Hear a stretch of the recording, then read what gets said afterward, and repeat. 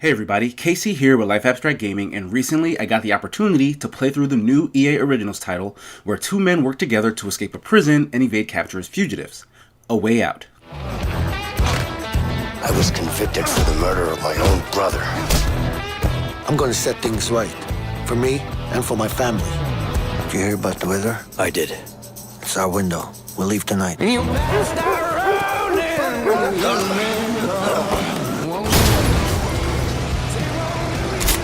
Here we go!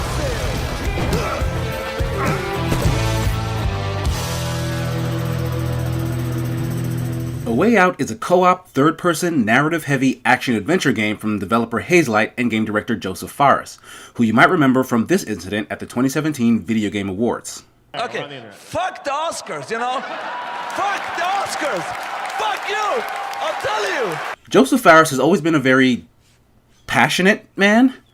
He was previously a film director who actually earned accolades for the work he's done, like the Nordic Council Film Prize and making Variety's list of top 10 upcoming directors to watch in 2006.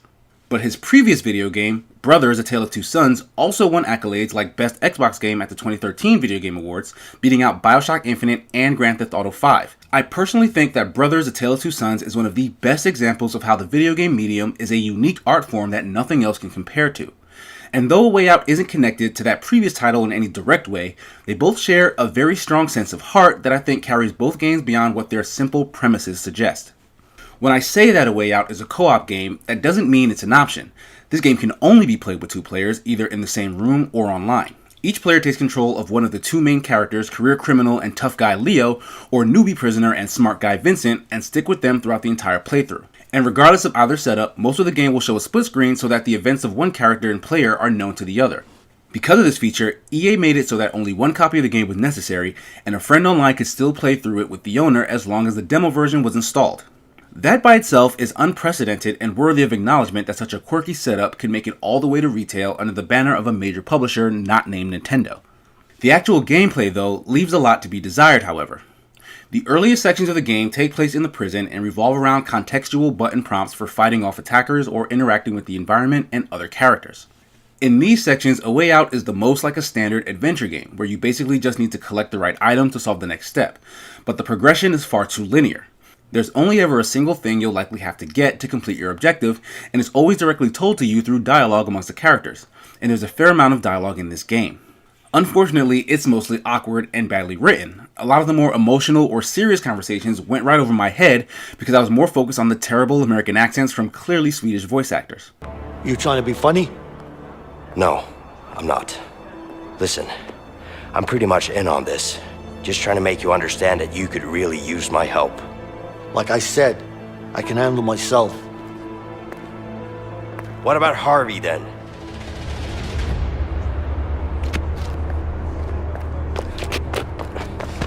The fuck do you know about Harvey? Who you been talking to? The walls are thin in here. Am I supposed to believe that?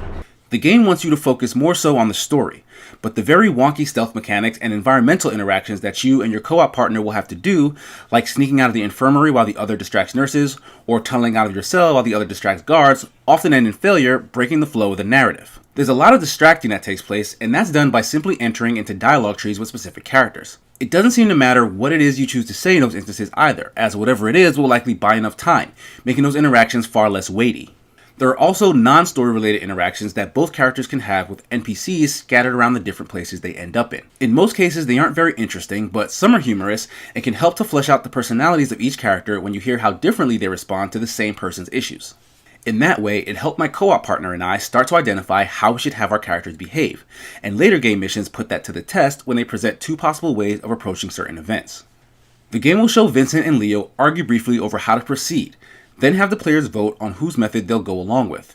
Even though I often didn't actually agree with Leo, since I knew how he behaved thanks to those dialogue sections, I'd often actually argue in favor of doing things his way, and about half the time got my partner to go along with it. I don't believe the results of those events change too drastically depending on what decision you make, but it's still a novel way to highlight the fact that you're doing everything with a partner. The last 2/3 of the game mix in shooting and driving mechanics that function well enough for the purposes of the story. But similarly to the results of the dialogue and item fetching, there really isn't a lot of skill involved to get through them, and these more action-heavy sections usually divide your roles into one person driving and the other shooting, so it's a much more common kind of co-op experience that's been done elsewhere far better. I do want to call attention to one particular set piece that was really cool and unique. Minor spoilers here, but honestly this isn't really concerning the narrative. While visiting someone in a hospital, the police eventually catch up to them, and what transpires is a frenetic chase scene that both characters do while separated. The camera locks onto one character, either fleeing from cops, hiding in rooms, or outright fighting them, then starts flying through vents, windows, and walls to show the other character's location and what they're doing in that moment to escape the building. It's so seamless as control shifts back and forth, and it's really tense and harrowing. It's a cinematic trick that I've seen in movies and TV countless times, but I've never experienced it like this in a game, and it was really impressive. From this point forward, I'm going to go into the final sections of the game, and specifically its ending. So if you haven't played the game yet and care, then you can consider this your spoiler warning. Similarly to Faris' previous game Brothers: A Tale of Two Sons, there's a bombshell moment that makes the entire game up to that point make more sense. In A Way Out, this is the reveal that Vincent is an undercover cop, which is information that neither real-world player gets until that moment. What this does for the gameplay is take a game that you play cooperatively and in the last mission turn it adversarial. The characters don't want to have to fight, but they must in order to achieve their separate goals.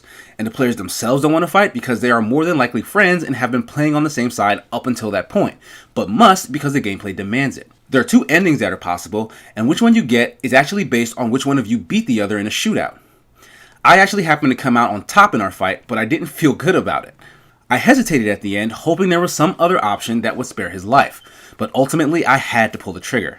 The original Double Dragon game also did this, where at the end the two brothers fight each other over the girl. Even back then it was a cool twist, but A Way Out sought to put real emotional weight behind the adversarial turn. I honestly can't say whether they really succeeded or not.